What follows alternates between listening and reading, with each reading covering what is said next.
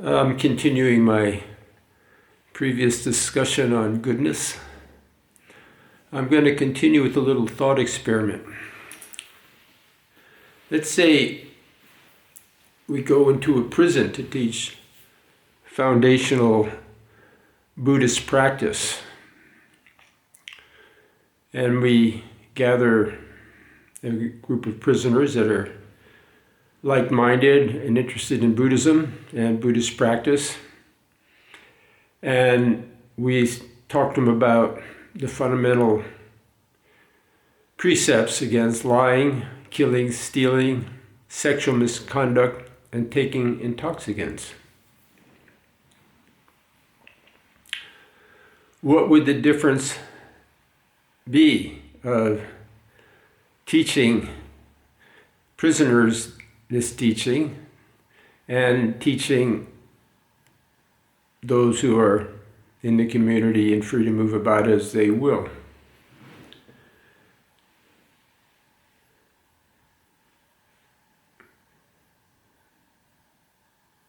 Obviously, the people that are free to move about will either feel rebuffed and feel the precepts are contradictory to their views of how to live, how to find joy in life, how to be a human being, how to fulfill their desires, and so forth.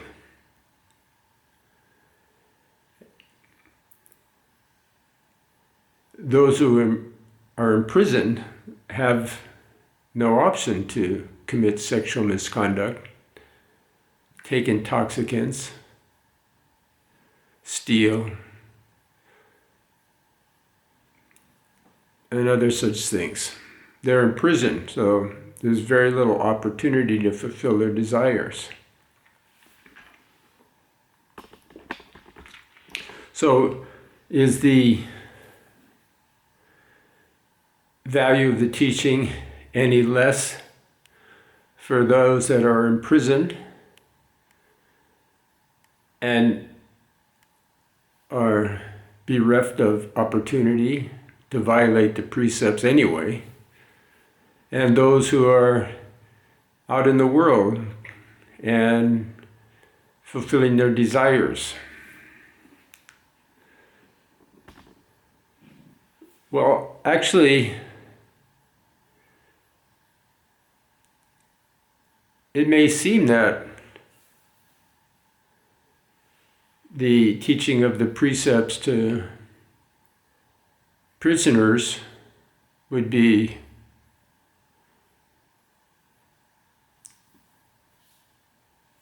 a waste of time.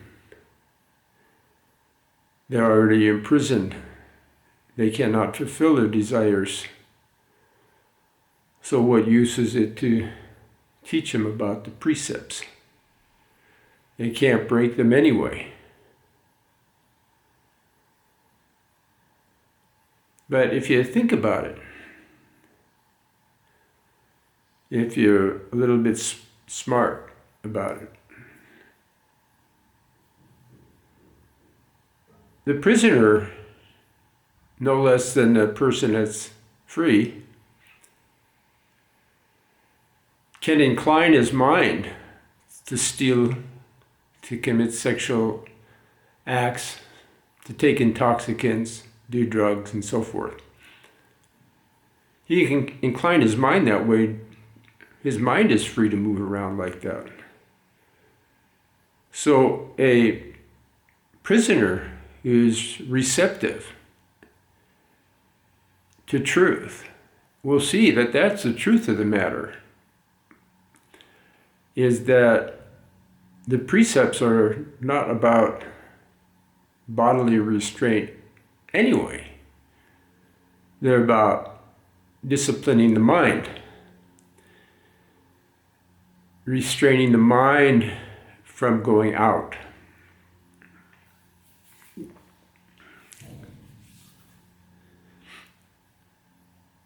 A big mistake that those in the community can make, those who are free to move about, is to think that the precepts are a discipline of conduct, physical conduct, not to steal, not to take intoxicants, not to indulge in sexual misconduct. This kind of a view is one of the reasons that people rebuff keeping precepts and find the idea very contradictory to their way of life.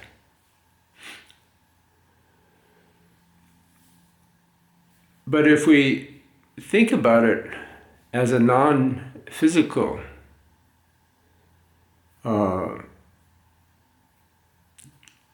restraint,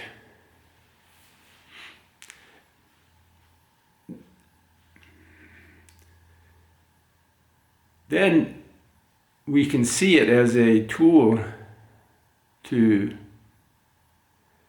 help us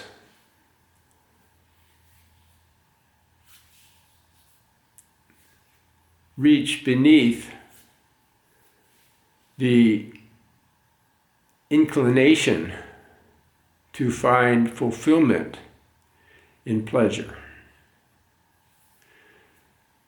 Now, we all may think that all of this is very spiritual, religious doctrine, but even contemporary philosophers, those who really investigated the nature of language, linguistics, mind, and reasoning and analysis, they have also realized the value of keeping precepts, though in a very different way. A great philosopher, Ludwig Wittgenstein, who was Russell's student and revolutionized linguistic philosophy, logic and mathematics in this century, he once said,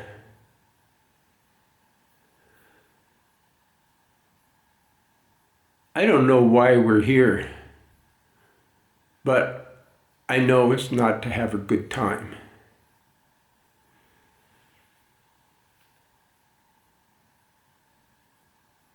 That's from a thinker who analyzed, just from his own life, what's going on, really.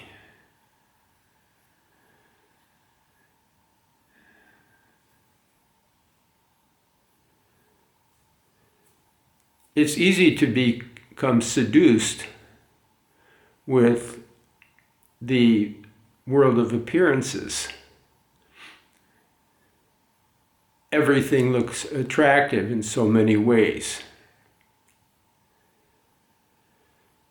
We are constantly influenced by many, many kinds of stimulus.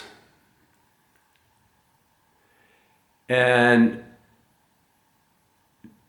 this stimulus runs from coarse to very subtle. So, as far as precepts go, there's very coarse and very subtle ways of keeping them. A person in a prison, actually, who's already prohibited by iron bars and concrete to follow after all of the enticements of the world of pleasure, of seeing, hearing, tasting, smelling, feeling.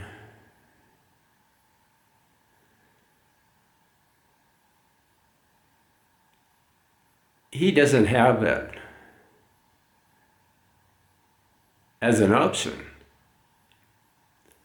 But what he does have as an option is to say, to himself. Well, surely these precepts are more than physical disciplines, because many people in the world, perhaps his family members or friends, they naturally live by the law, are good people, have good habits, don't drink, don't smoke, don't hurt people, are in a good relationship, married, working, and they're not lying, killing, stealing, committing sexual misconduct, or taking intoxicants.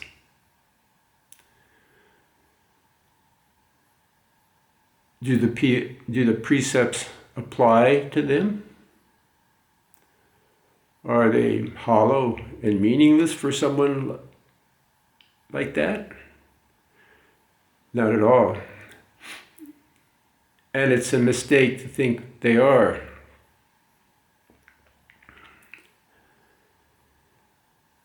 On the very coarsest level,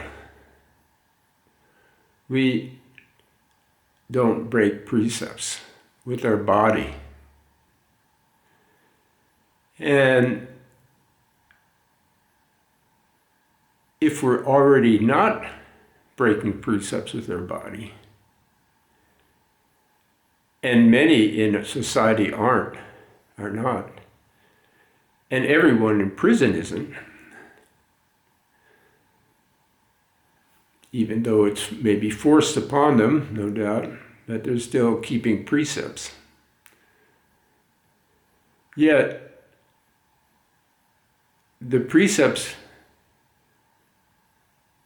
are equally applicable to those who are already, for whatever reason, by force or by natural way of lifestyle, keeping precepts.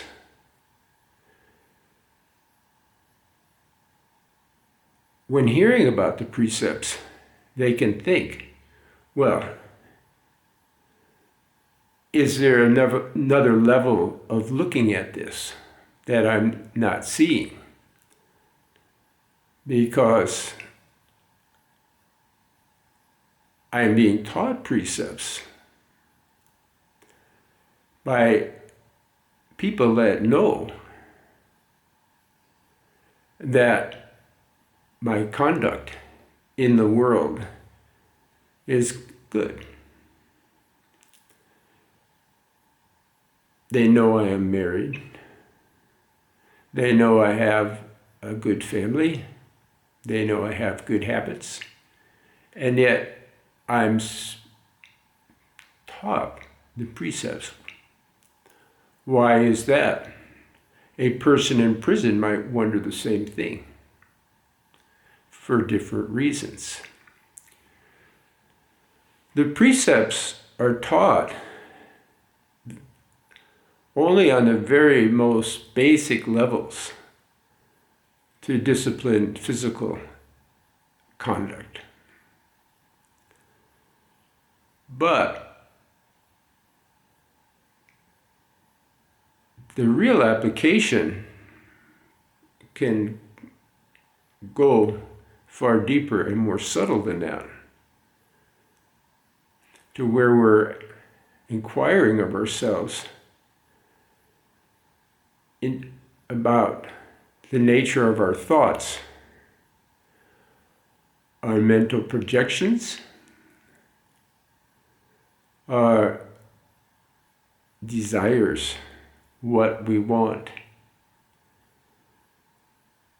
and seeing if perhaps if those thoughts were transcribed into physical things, physical actions, if they would be violating the precepts.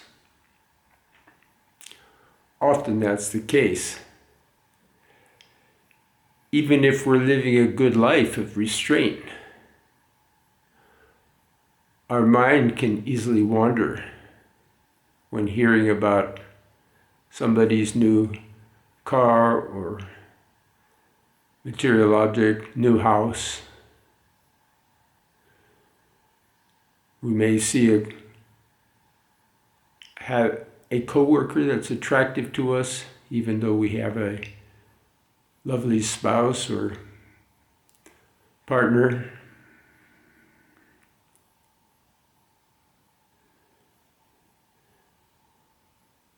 So, in a sense, if these thoughts were physical, we would be breaking the precepts. And that brings us to one of the reasons we're taught the precepts. We're taught the precepts of mind. To go beyond these thoughts.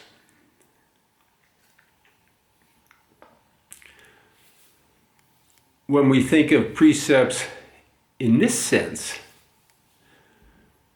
going beyond the thoughts of desire of any kind,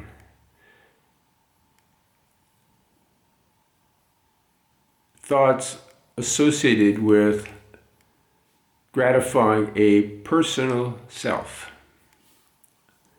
If we look at it that way and see that precepts is to undermine those kind of thoughts, then we understand better why great masters teach the precepts to people that they know are keeping precepts with their body, speech, and mind.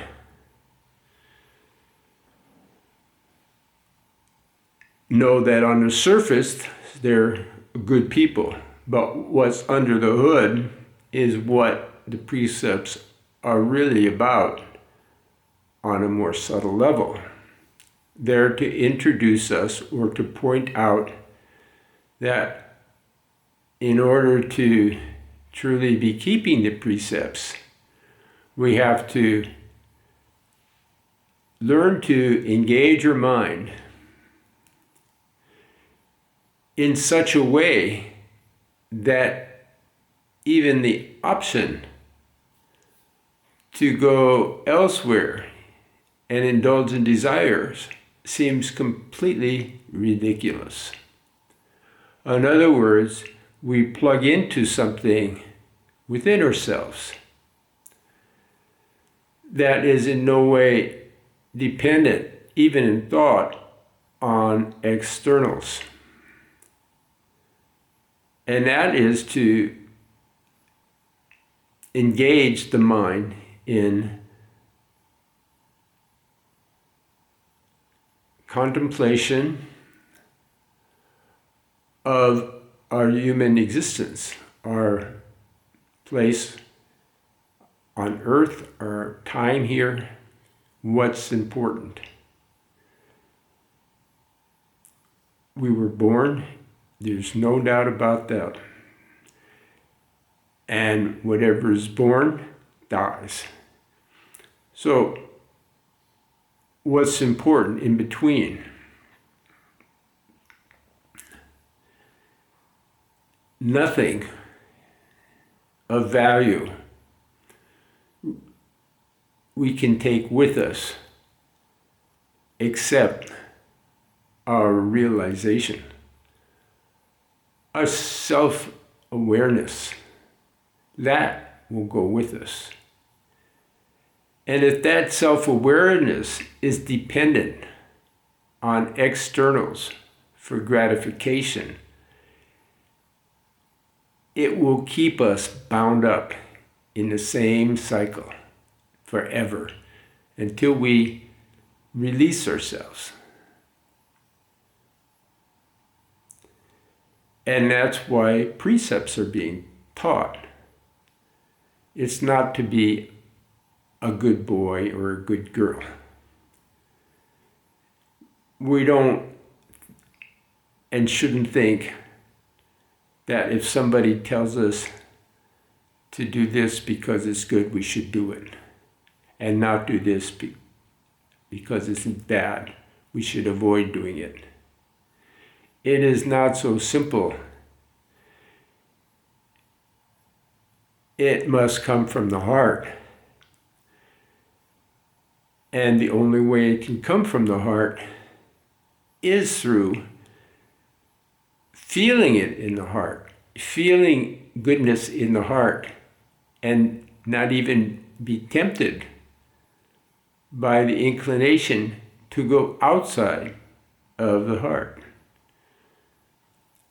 And if we can do that, then the precepts really become relevant. We see that, yes, the wisdom of the precepts is not to tell me to be good, or not to do this, or not to do that, so forth.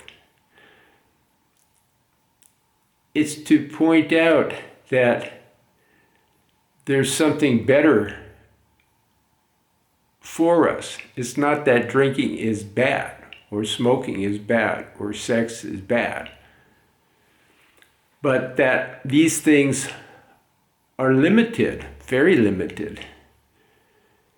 And if you engage in them, you'll cycle in that limited environment, and you won't be able to help yourself from doing so. It's not that they're bad per se, they're bad because they obscure something better.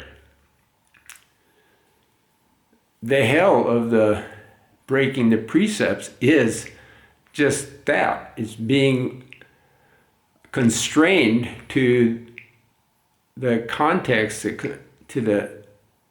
of desire, the circle of desire, being bound up in that. That's the hell. And if that's where we're at, that's the hell. It's right here. So being good isn't at all to say that if you don't keep the precepts, you're going to go to hell, or any such thing, or go to the lower realms.